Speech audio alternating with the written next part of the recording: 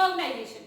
तो पहले तो समझते हैं कि नॉन प्रॉफिट मेकिंग ऑर्गेनाइजेशंस क्या होते हैं। भाई 11th में हमने एक और चैप्टर पढ़ा था फाइनेंशियल स्टेटमेंट, जहां पर हमने 3 स्टेटमेंट या 2 अकाउंट और 1 स्टेटमेंट बनाया था, trading account, profit and loss account और लास्ट में स्टेटमेंट बैलेंस शीट। अच्छा, ये जो पूरा फाइनेंशियल स्टेटमेंट बनाए थे आपने, ये आपने किसके बनाए थे? For profit making organization. यहाँ पर आपको बनाने हैं नॉन प्रॉफिट मेकिंग ऑर्गेनाइजेशन। तो देखो पहले नॉन प्रॉफिट मेकिंग ऑर्गेनाइजेशन होते क्या? एनपीओ। एनपीओ की सेपरेट लीगल एंटिटी होती है, ठीक है। दूसरा, they are promoted by individuals और enterprise but not owned by them. ये प्रमोट किए जाते हैं, स्टार्ट किए जाते हैं बाय इंडिविजुअल्स और enterprise but not owned by them, उनके द्वारा नहीं चलाए जाते। अच्छा, अब their main objective is to do social welfare. भाई जो हमारे प्रॉफिट मेकिंग ऑर्गेनाइजेशंस होते हैं, उनका मेन ऑब्जेक्टिव क्या होता है? Is to gain maximum profit. इनका मेन ऑब्जेक्टिव क्या है? Is to do social welfare. अब जो सोशल वेलफेयर करेगा वो प्रॉफिट कमाने में ध्यान फोकस नहीं करेगा अपना, राइट? तो इनका मेन ऑब्जेक्टिव है is to do social welfare. वहां पर हम कौन कौन से अकाउंट्स बनाते थे? ट्रेडिंग अकाउंट बनाते थे, जहां से हमारा ग्रॉस प्रॉफिट निकलता था। पीएनएल अकाउंट बनाते थे, जहां से हमारा नेट प्रॉफिट निकलता था। अच्छा, तो यहाँ दोनों से हमारा प्रॉफिट निकल रहा है। अगर वही अकाउंट्स हम यहाँ बनाएंगे तो वो गलत हो जाएगा। क्यों? क्योंकि यहाँ पर हमें प्रॉफिट नहीं चाहिए, यहाँ पर हमें प्रॉफिट नहीं कमाना। यहाँ पे इनके फंड्स आएंगे जो हमें दिखाना कहाँ से कैसे आए, ठीक है। ये बिजनेस कहाँ कैसे कर रहे हैं, कहाँ पे खर्च कर रहे हैं, कहाँ से इनकी इनकम आ रही, वो अकाउंट्स बनाने हैं। अच्छा, जो आपका एनपीओ का चैप्टर है, इसका वेटेज है 10 मार्क्स का। वैसे कहें तो सबसे इजी चैप्टर है, क्योंकि वेटेज भी काफी अच्छा है और इसमें फोकस भी आपको कम करना पड़ता है, टाइम भी कम देना पड़ता है। अगर आपके फैक्ट क्लियर है, कॉन्सेप्ट क्लियर है, आप रेगुलरली हर एक चीज को देखते हैं। अच्छा, तो 10 मार्क्स का है, जहां से आपके 3 क्वेश्चंस आते हैं। पहला क्वेश्चन आपका 1 मार्क का होता है, जो ऑब्जेक्टिव टाइप में चला जाएगा।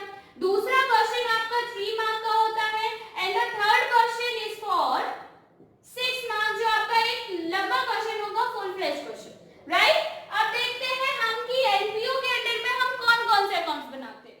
आइए अब देखते हैं कि इसके अंदर पे एनपीओ में कौन-कौन से अकाउंट्स बनाए जाते हैं।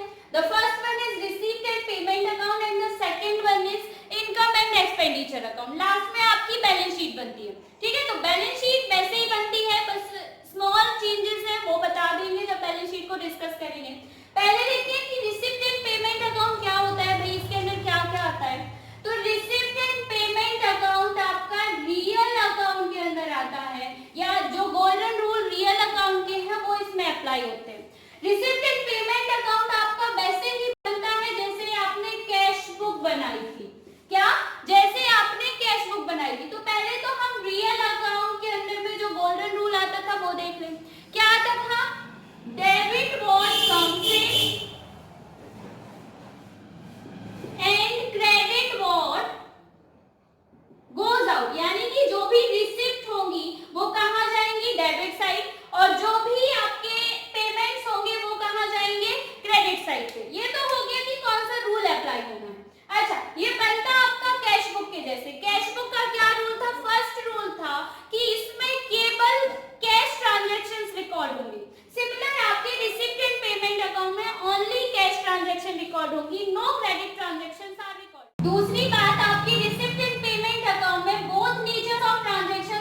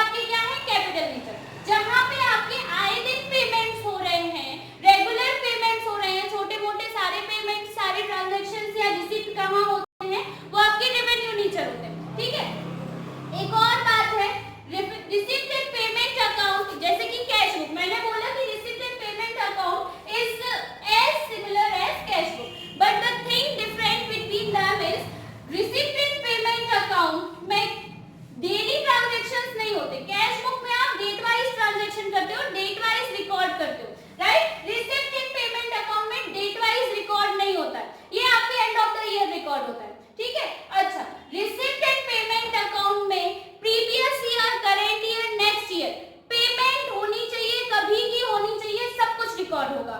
रिसिप्ट होनी चाहिए इधर प्रीवियस ईयर की हो और आपके करंट ईयर की हो और नेक्स्ट ईयर की हो, कोई भी रिसिप्ट हो सारी रिकॉर्ड होगी। ठीक है, तो ये तो था आपका रिसिप्ट एंड पेमेंट अकाउंट। अब देखते हैं इनकम एंड एक्सपेंडिचर अकाउंट। तो अब इनकम एंड एक्सपेंडिचर अकाउंट, जैसे कि मैंने बताया कि receipt and payment account is similar to cash book, similarly income and expenditure account is similar to profit and loss account.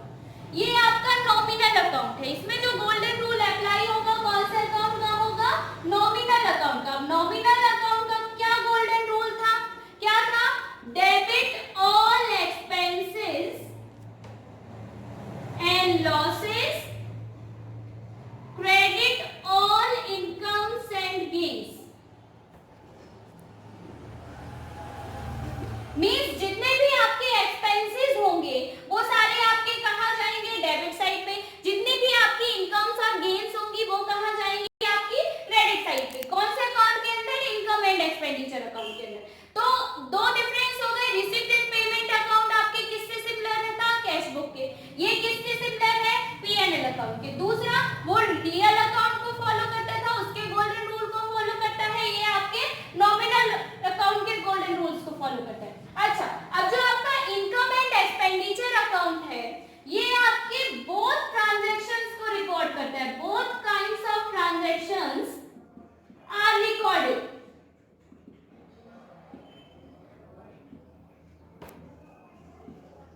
इधर वो आपके कैश ट्रांजैक्शंस है, कैश बेसिस ट्रांजैक्शंस है और क्रेडिट ट्रांजैक्शंस है, फर्क नहीं पड़ता। कैश ट्रांजैक्शन हो, क्रेडिट ट्रांजैक्शन हो, दोनों ट्रांजैक्शन आपके इनकम एंड एक्सपेंडिचर अकाउंट में रिकॉर्ड होते हैं। जहां पे अगर आप देखोगे तो रिसिप्ट एंड पेमेंट अकाउंट में ओनली कैश ट्रांजैक्शन रिकॉर्ड होते हैं। थर्ड डिफरेंस मिला। अच्छा, अब रिसिप्ट एंड पेमेंट अकाउंट में दोनों नेचर के ट्रांजैक्शंस रिकॉर्ड होते थे, that is capital nature and revenue nature, यानी कि बड़े पेमेंट्स बड़े रिसिप्ट एंड छोटे पेमेंट छोटे रिसिप्ट। यहां पर आपके only revenue nature transactions are recorded. What?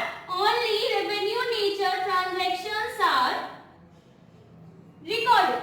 केवल रेवेन्यू नेचर, यानी कि छोटे पेमेंट और छोटी इनकम्स, छोटे गेन्स यहाँ पे रिसीव, जो छोटे रिसिप्ट है वो रिकॉर्ड होंगे। ठीक है, वहां पे बड़ा और छोटा दोनों जाता था, यहाँ पे ओनली रेवेन्यू नेचर, यहाँ पे कैपिटल नेचर के ट्रांजैक्शंस रिकॉर्ड नहीं होंगे।